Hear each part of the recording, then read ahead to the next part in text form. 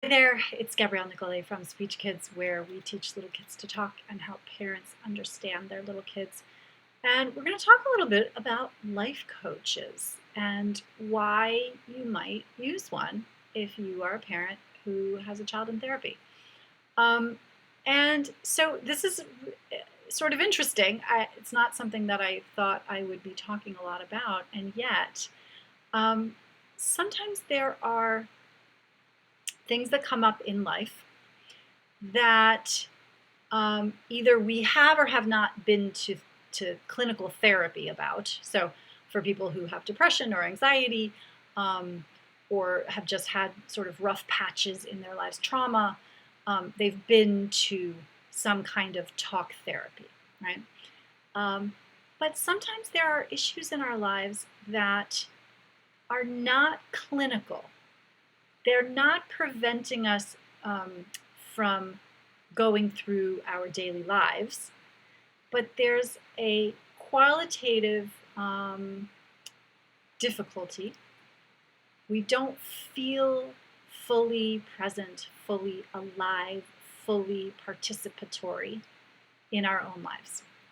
And that is a moment that life coaches dream of um, because they really like to help high functioning people who are having difficulty in one area of their life. And so, for purposes of our discussion, that could be, for example, um, you, the probably highly educated, highly competent, highly skilled person, adult, who has had a child who needs more than you thought.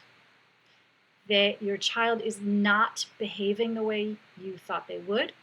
Being a parent is not as fun or as easy as you thought it would be. In fact, it feels like a drag a lot of the time, and you're not sure you like it very much.